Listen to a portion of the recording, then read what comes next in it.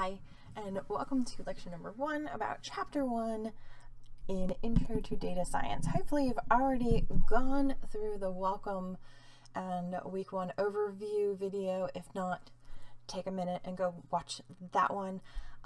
So this is going to be the lecture portion. It's actually quite short. These chapters are very short in this book, which I kind of like. They're just short and sweet and to the point. And there's not going to be a whole lot of work to be done in this outside of just a few assignments and labs and your final project. So let's go get started about chapter 1 in the About Data. Okay, so the learning objectives for chapter 1 are to understand the most granular representation of data within the computer system. Second, we want to be able to describe what a data set is.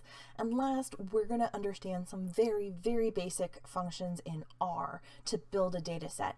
Now, don't worry about installing R at this point in time. We're going to take care of all of that in chapter 3 next week. So really, we're just kind of getting some basic understanding under our belt, and we're going to go from there. Let's start with how we store data within a computer. A computer only knows 2 things, okay? It knows an on and an off, a yes or a no, or in other terms, it only speaks binary.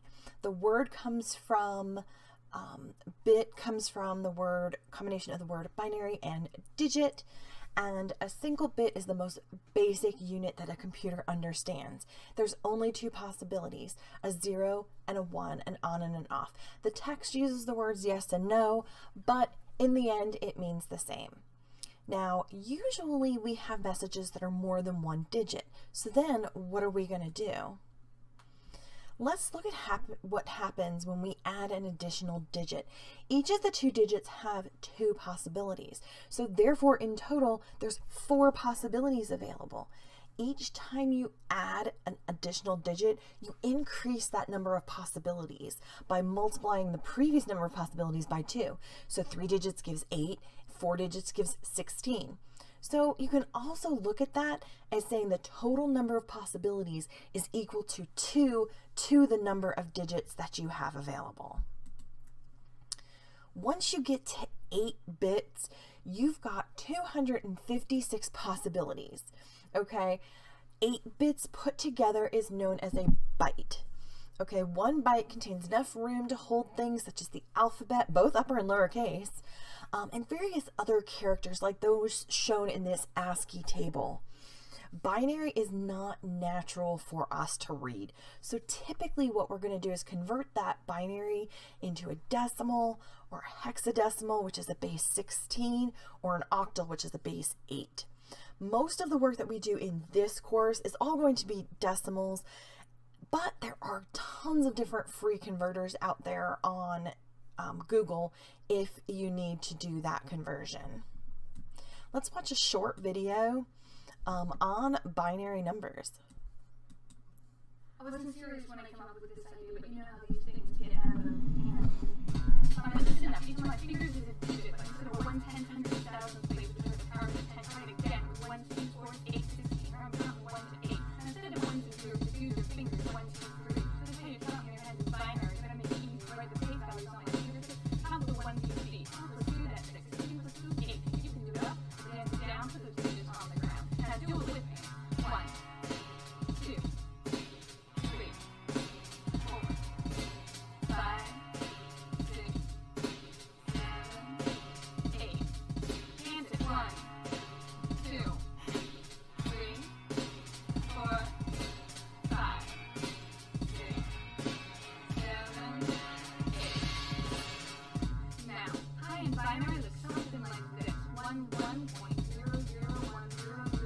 dot dot. It's not what we're doing. We're taking the decimal version, putting each digit in binary. Now let's dance us some high. We got 3, 1, 4. I got my bro doing 3, 1, 4. Got my mama doing 3, 1, 4. Even my grandma's doing 3, 1, 4.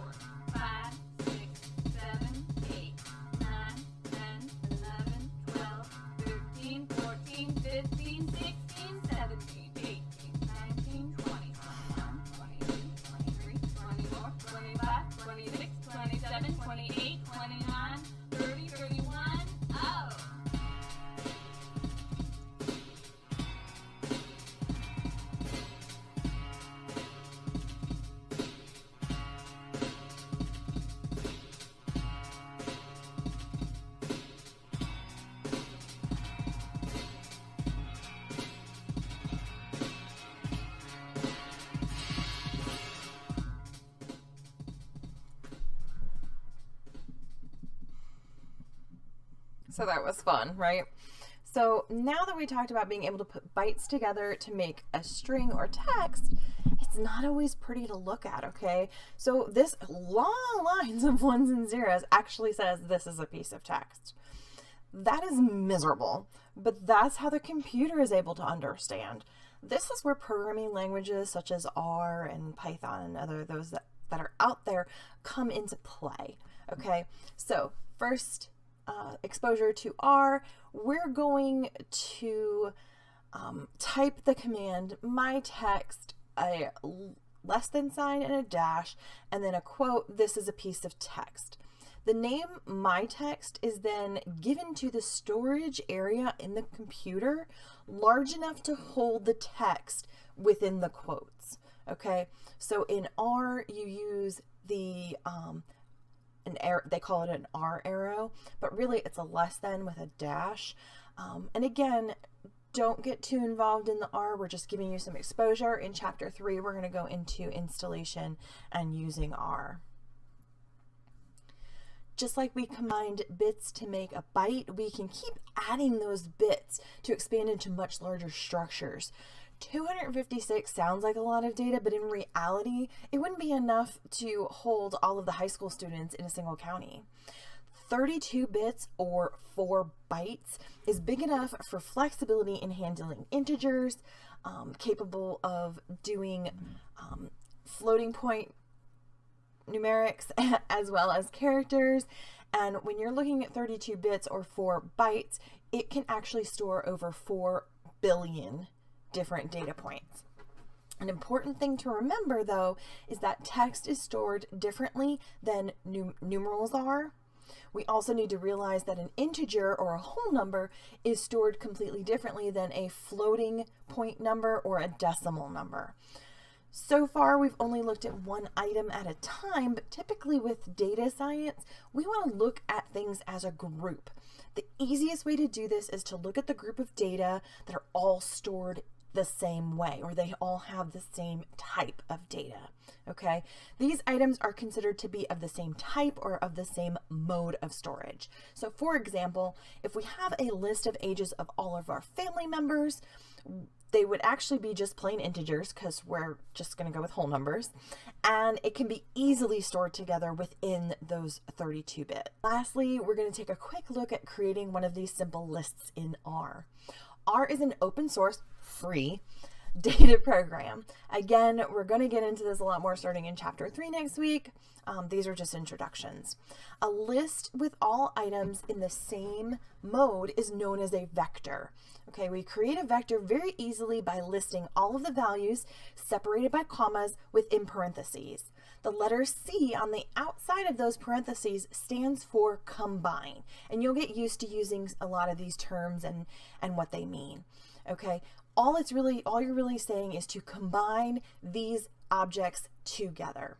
Okay, combining a vector with that combine statement we did a minute ago with the arrow, we can actually save that vector to a variable name. So my family ages, you've got the less than and your dash, and then you've got your combine, and then you give it the data set.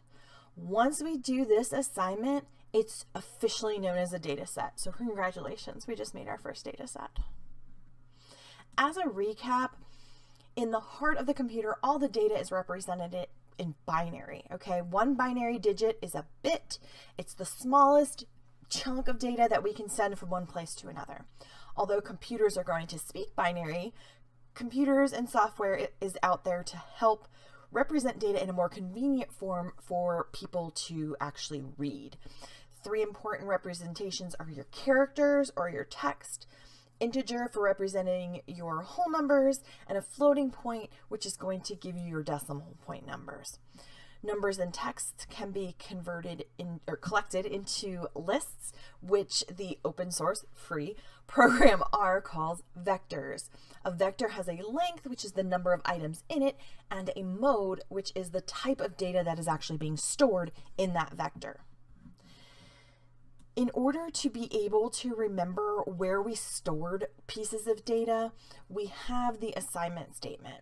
So or gives us a way of labeling the chunk of computer memory.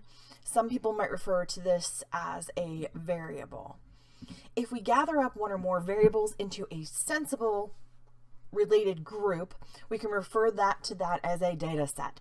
Usually it doesn't make sense to refer to something with just one variable as a data set, so usually we say that we need at least 2 variables to make it a data set.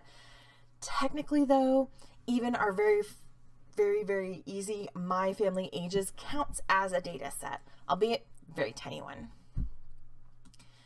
That's all there is for chapter 1. Easy peasy, nice quick lecture for today.